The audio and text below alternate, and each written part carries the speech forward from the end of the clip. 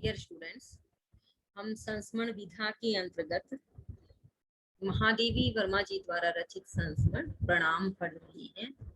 गुरुदेव के बारे में यह है। इस संस्मरण के माध्यम से गुरुदेव रविंद्रनाथ टैगोर जी के बारे में हम पढ़ रहे हैं। महादेवी वर्मा जी, उनके बारे में पहले उनके आउटलुक, उनके जो श्वेत खुले हुए खिले खिले से केश हैं उसके माध्यम से बताते हैं।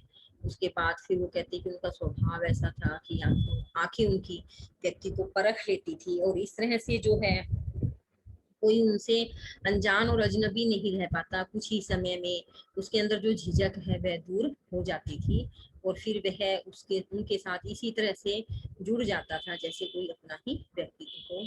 फिर उनके कृतित्व के बारे में बताती है कि प्रत्येक रचनाकार के साथ ऐसे होता है कि हम उस रचनाकार के बारे में जब भी जानना चाहते हैं तो हम उनकी रचनाओं को पढ़ लेते हैं। उनकी रचनाओं में ही हमें रचनाकार के बारे में सब कुछ पता चल जाता है। फिर हमने उनके एक अच्छे और महान पड़ोसी होने के स्वभाव के बारे में हमने जाना कि महादेवी वर्मा जी जो है वह अनेक जहाँ वो रहे पड़ोसियों से मिलती है और जब वो पड़ोसी बताते हैं कि किस तरह से उनके जीवन को आसान बनाने के लिए गुरुदेव ने या टैगोर जी ने अपना महत्वपूर्ण योगदान दिया, समय दिया, साथ दिया, तो यह उनके चरित्र के बारे में उन्होंने बताया है।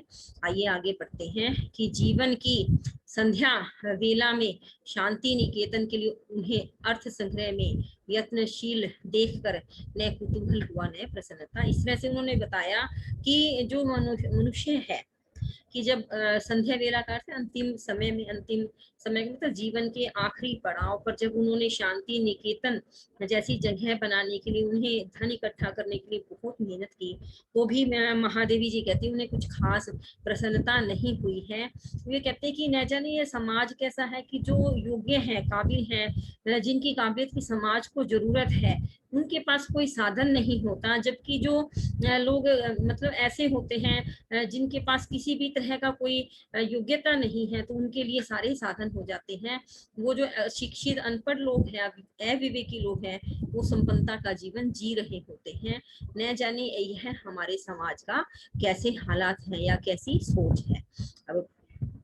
अब आगे महादेवी जी कहती है कि यह सत्य है कि युग के अनेक अभावों की अभिशप्त छाया से वे मुक्त रह सके और जीवन के प्रथम चरण में ही उनके सामने देश विदेश का इतना विस्तृत क्षितिज खुल गया जहां अनुभव के रंगों में पुरानापन संभव नहीं था, परंतु इतना ही सबल किसी को महान साहित्यकार बनाने की क्षमता नहीं रखता।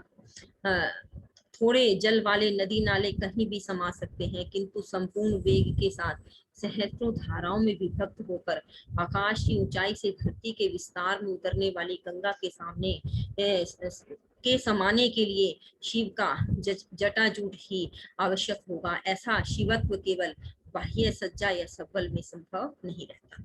अब वो उनके बारे में यह बताना चाहती है कि यह बात सही है कि गुरुदेव एक संपन्न अच्छे परिवार में पैदा हुए थे। तो जैसे कि ज्यादातर जो महान लोग हैं उनके जीवन में अभाव की जो शापित छाया, अभिशप्त का शाप से युक्त जो छाया है वे उससे मुक्त थे। उन्हें ऐसा विपन्नता या गरीबी या ऐसा कुछ दिक्कत नहीं थी कोई भी तरह की, वो इस छाया से हमेशा बचे रहे। तो जीवन का जो प्रथम चरण था, शुरुआत थी जब उन्होंने अपने जीवन के आरंभिक काल में ही देश विदेश का इतना विस्तृत क्षितिज खुल गया, ऐसा जहां धरती और आकाश मिलते हुए दिखाई दे रहे। इसका अर्थ क्या है कि जो उन्हें अनुभव बहुत जीवन के प्रारंभिक समय में ही हो गया था, इसके कारण उनका अपने ही देश में नहीं अनेक देशों में उनका जो आप कह सकते ज्ञान का जो विस्तार हुआ, वहां अनुभव के रंगों में पुरानापन संभव नहीं था कि उनके जीवन में अनुभव का इतना विस्तार जीवन के प्रारंभिक काल में ही हो गया था। बहुत से लोग उनके साथ जुड़ गए थे, तो ऐसी स्थिति के अंदर उनके जीवन के जो अनुभव के रंग हैं वहां पुरानापन संभव नहीं था, वहां उन्हें नित्य नया अनुभव हो रहा था। अर्थात उनका जो कार्य क्षेत्र था वह इतना विस्तृत, इतना बड़ा हो गया था कि वहां पर पुरानापन संभव नहीं, उन्हें नित्य नया अनुभव हो रहा था और वह अनुभव ही वे सभी के साथ साझा करते थे। लेकिन क्या कहते हैं कि इतना महान साहित्यकार बनने के लिए इतना संबल अर्थात सहारा ही काफी नहीं होता। जितने महान साहित्यकार गुरुदेव थे, उतना बड़ा साहित्यकार बनने के लिए जो उन्हें बाहरी सहारा मिला वह पर्याप्त नहीं था। उसमें इतनी क्षमता नहीं थी कि उन्हें इतना महान बना सके।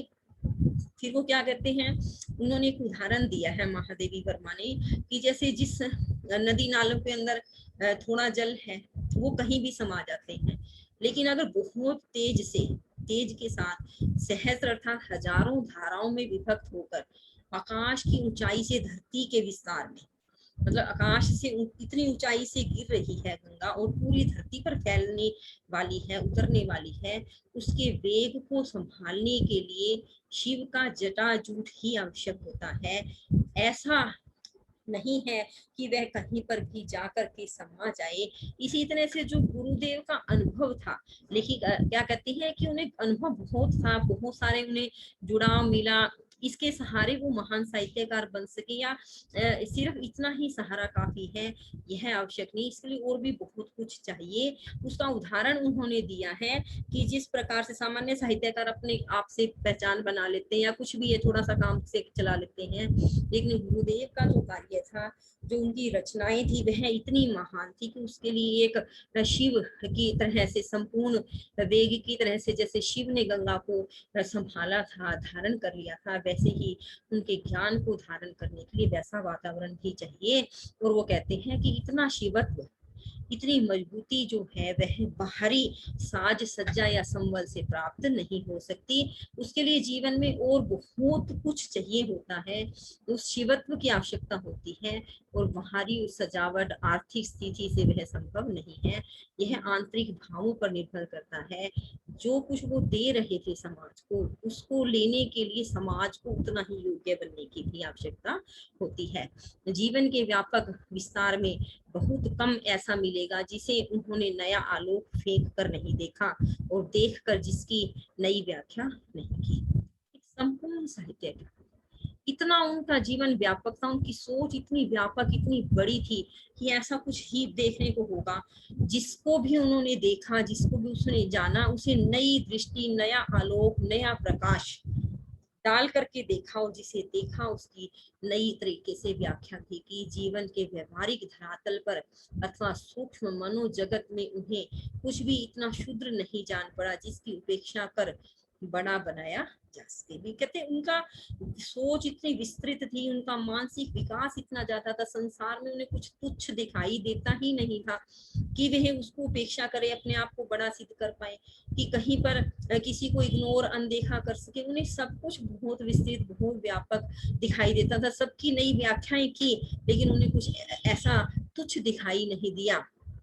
क्या कहते हैं कि कोई भी इतना अपवित्र नहीं मिला जिसके स्पर्श के बिना व्यापक पवित्रता की रक्षा हो सके। कहते हैं ऐसा कुछ था ही नहीं जो अछूत हो, जिसकी जो है पवित्रता की रक्षा नहीं हो सकती, अर्थात उन्हें सब कुछ पवित्र लगता है।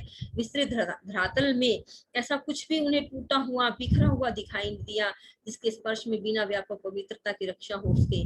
कुछ भी इतना विच्छिन्न, बिखरा हुआ, टूटा हुआ दिखाई नहीं दिया जिसे पैरों से ठेलकर जीवन आगे बढ़ सके। अर्थात अपने आप को आगे बढ़ाने के लिए उन्हें कुछ भी ऐसा नहीं लगा कि जिसे किसी को उन्हें छूटा भी करना पड़े। उनके जीवन का यह लक्ष्य था कि एक बात आती है कि अकबर ने बीरबल के सामने एक लाइन खींच दी और यह कहा कि इसको बिना बड़ा छोटा कुछ भी किए लाइन को छोटा करो, भाई इसको तुमने मिटोना नहीं है, हाथ नहीं लगाना, इसको छोटा करो। तो बीरबल ने उस छोटी लाइन के सामने उससे और बड़ी लाइन बना दी और वह लाइन अपने आप छोटी हो गई। इसका अर्थ यह है कि जो गुरुदेव थे, उनका जो कार्य था, उन्होंने अपने आप को इतना आगे बढ़ा दिया, उन्हें किसी को भी छोटा साबित करने की आवश्यकता ही नहीं थी। उन्हें कुछ भी टूटा हुआ, बिखरा हुआ, अपवित्र, अशुद्ध, क्षुद्र कुछ भी दिखाई नहीं देता था। वो तो जिसे भी देखते थे उसमें अपने ज्ञान का प्रकाश डाल करके उसे और महान बना दिया करते थे। साहित्य को उसकी बाहरी बाह्य रूपात्मकता में तोलना, नापना सहज है। किसने कितने उपन्यास लिखे, कितने नाटक, कितने महाकाव्यों का परिमाण क्या है, किसके गीतों की संख्या कितनी है, किसकी शैली कैसी है, किसका छंद कैसा है, आदि में तो तोल नाप है, वह साहित्य की आत्मा को नहीं तोलता नापता। ऊंचे नीचे कगार या सूखे हरे तट नदी की सीमा बनते हैं, पर नदी नहीं बना सकते। अब लेखक क्या कहना चाहती है महादेवी वर्मा की साहित्य को इसकी बाह्य रूप, उसके बाह्य जो रूप स्वरूप है, बाहरी रूप स्वरूप है, बाहर से साहित्य कैसा दिखता है उसमें तोलना नापना फिर भी सहज है। बाहर के आप आउटलुक देखते हैं क्या है कैसा है, किस व्यक्ति ने कितने उपन्यास नाटक कहानियां महाकाव्य लिखा, परिमाण का था, उनकी संख्या कितनी है, उनका नाप तोल कितना है, किसने गीत ज्यादा लिखे, किसकी शैली कैसी है, छंद कैसा है आदि में नो तोल नाप है, वह साहित्य की आत्मा को नहीं तोलता। आप किसी भी साहित्य की साहित्यकार की बाहरी जो रूप स्वरूप है उसको तो नाप तोल सकते हैं, पर जो उसकी गहराई है उसे नापा तोला जाना संभव नहीं है। फिर उन्होंने एक उदाहरण दिया कि कोई नदी जो जैसे चल रही है, उसके नीचे ऊंचे नीचे किनारे हैं, कहीं पर सूखे हैं कहीं पर हरे किनारे हैं, तो वो नदी की सीमा बन जाते हैं कि नदी यहाँ से गुजरी है यहाँ से, लेकिन नदी नहीं बन सकते, वो नदी की सीमा बांध सकते, नदी नहीं बन सकते। इस प्रकार से वो कहते हैं कि जो बाहरी रूप स्वरूप है, बाहरी दृष्टि है, साहित्य का मूल्यांकन सरल है, लेकिन आंतरिक दृष्टि से, आत्मिक दृष्टि से किसी भी साहित्य का मूल्यांकन करना संभव नहीं है। वो ये कहते हैं कि जो साहित्यकार है और साहित्य है उसकी जो अंदरूनी काबिलियत है, गुणवत्ता है, उसका मूल्यांकन करना संभव नहीं है, साहित्य की आत्मा का मूल्यांकन करना संभव नहीं है।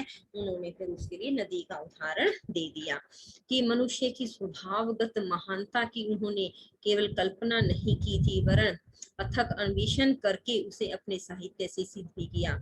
इसी से जन साधारण की चर्चा में वे साहसपूर्ण घोषणा करते हैं, मुझे जन तो बहुत मिले पर साधारण कोई नहीं मिला। सत्य है, हीरे को बहुमूल्य मान लेने पर उसका कौन सा खंड मूल्यहीन कहा जाएगा। अन्वेषण शब्द आगे इसका अर्थ अनुसंधान, खोज, रिसर्च करने, कि उन्होंने किसी मनुष्य के अंदर जो उसकी स्वभावगत महानता है, कहते मनुष्य जितना महान है स्वभाव से ही महान होता है, अगर वह अच्छा सोचता है उसके अनुसार करता है, उसे वैसा आप कह सकते हैं मौका मिलता है, तो वह सारे कर्मों को करता है अथक, बिना थके, बिना रुके उन्होंने जो खोज की उसे अपने साहित्य में सिद्ध भी किया। ऐसा उन्होंने साहित्य में प्रमाणित भी किया है कि मनुष्य जो है वह महान ही होता है, यह कोई कल्पना मात्र नहीं है, यह सच्चाई है, और इस सच्चाई को उन्होंने अपने साहित्य में सिद्ध किया है कि मनुष्य महान होता है। इसीलिए वो जन साधारण की चर्चा में, जब भी कहीं जन साधारण करता है आम जन के लोग में, आम जन के बीच में जब भी वो कहीं कोई चर्चा करते हैं, बातचीत करते हैं, कोई प्रवचन करते हैं, कुछ बताते हैं, तो क्या करते हैं, साहसपूर्ण का अर्थ है बिना डरे उद्घोषणा करते हैं, बताते हैं कि मुझे जन तो बहुत मिले पर साधारण कोई नहीं मिला, कि मैं बहुत से मनुष्यों से मिला, बहुत लोग मुझे मिले पर साधारण कोई नहीं मिला, सभी असाधारण है। अर्थात उनके कहने का तात्पर्य है कि प्रत्येक मनुष्य में कोई ना कोई गुण अवश्य होता ही है। अब उन्होंने फिर इसका फिर से एक उदाहरण दिया है कि जैसे हीरा है, कोई भी हीरे का कोई टुकड़ा है, वह बहुत कीमती है, बहुत कीमती है, इसके बाद ऐसा कोई नहीं कह सकता कि इसका यह कण जो है इसका मूल्य कम है या इसका ज्यादा है, सभी का ही मूल्य समान है, सभी महान है। तो जो लेखिका है गुरुदेव की जो मन की स्थिति है, मन की भावना है, मन की विचार है, मन की सोच है, उसके बारे में उन्होंने लिखा है कि उन्हें कोई भी कम लगता ही नहीं था, वो सबको ही महान मानते थे कि मनुष्य का स्वभाव महान है तो वह महान ही है, ऐसा नहीं है कि उसमें कुछ गुण नहीं है, सारे सर्वगुण संपन्न कोई नहीं होता और कोई ना कोई गुण सबके अंदर होता है, ऐसा उनकी भावना है। ये लेखिका कहती है कि जिसकी छाया में हमारे युग की यात्रा आरंभ हुई, जिनकी वाणी में हमने नए जीवन की प्रथम पुकार सुनी है, और जिनकी दृष्टि ने अंधकार को भेद कर हमें भविष्य का पहला उज्जवल संकेत दिया है, उनके अवश्यम भावी अभाव की कल्पना भी हमारे लिए सह्य नहीं होती। इसी से रविंद्र के महाप्रयाण ने सबको स्तब्ध कर दिया, मृत्यु उनके निकट आतंक का कारण नहीं थी, क्योंकि जिस भारतीय विचारधारा के वे आस्थावान व्याख्याकार थे उसमें जीवन अनंत है। अब ये क्या कहती है कि उनकी छाया में ही अर्थात उनकी मार्गदर्शन में ही हम सबके युग की, जिस समय वो थे उस युग की यात्रा आरंभ हुई थी, शुरू हुई थी। और उनकी जो वाणी थी जिससे हमें जीवन जीने की कला का पता चला, प्रथम पुकार सुनी, और जिनकी ज्ञान दृष्टि ने हमारे अंधकार को भेद करके हमें भविष्य का पहला उज्जवल संकेत दिया कि ज्ञान क्या क्या की कितनी आवश्यकता है, शिक्षा की कितनी आवश्यकता। उन्होंने समाज को क्या कुछ नहीं दिया। तो कहते हैं उनके अवश्यम भावी अभाव, कि यह अभाव संभव है, यह अभाव होगा ही। अगर हम वो नहीं है, उनका अभाव जो है, लेखिका के कहने का तात्पर्य है कि रविंद्र जी को खो देना हमारे समाज की बहुत बड़ी क्षति है। उनका अभाव होना हमारे लिए असहनीय था, कि उनको खोने के बाद समाज की, एक अच्छे समाज की कैसे कल्पना करेंगे, कैसे संभालेंगे, यह बात हमारे लिए विचारणीय थी। इसी से रविंद्र के जो उनके महाप्रयाण का अर्थ है, जब वो इस संसार को छोड़कर चले गए, उनकी मृत्यु हो गई, तो इस बात ने सबको हैरान कर दिया, स्तब्ध कर दिया। सबके मृत्यु उनके निकट आतंक का कारण नहीं थी। क्यों? कि उन्हें मृत्यु के कारण कोई डर भय नहीं था, आतंक नहीं था। इसका कारण क्या है कि जिस उन्होंने भारतीय आस्था की व्याख्या की है, वह उसमें क्या है, जीवन अनंत है, कि जो आत्मा है वह अनंत है। जिस तरह से हम पुराने कपड़ों को, मैले कपड़ों को बदल लेते हैं, नए कपड़े धारण करते हैं, ऐसे ही आत्मा अनंत है और यह कभी मरती मिटती नहीं है, यह नए शरीर में जाकर प्रवेश कर लेती है। लेखिका के कहने का भाव है कि गुरुदेव को जब वो इस शरीर को छोड़कर चले गए, तो भी उनका ज्ञान अनंत है, उनकी सोच अनंत है, उनका मौजूदगी जो है वह समाज में हर पल हर कहीं है, क्योंकि वो अपने ज्ञान के माध्यम से, अपने विचारों के माध्यम से, अपनी सोच के माध्यम से सबके साथ हर पल हर घड़ी आप कह सकते हैं जुड़े हुए हैं। वो हमें कभी छोड़कर नहीं जा सकते। भारतीय विचारधारा, इसकी आस्था ही यही है कि मनुष्य जो है जैसे पुराने वस्त्रों को त्याग कर नए वस्त्र धारण करता है, अनंत है आत्मा, ऐसे ही मनुष्य जो है एक शरीर को छोड़कर दूसरे शरीर को धारण करता है। इस विचार में जो वे आस्थावान थे, उनके पास मृत्यु जो है भयभीत करने, आतंक फैलाने कभी नहीं आती। उन्हें मृत्यु का कभी किसी प्रकार का कोई भय नहीं था। उन्हें से बिछड़ जाने की कल्पना से हम उदास थे, दुख है, हमने वो सब जो है वो बात हमने सह ली, लेकिन वह हमारे लिए असहनीय थी, उसका अंत कभी नहीं होता। उनके मन और भाव और विचार कुछ इसी तरह के थे।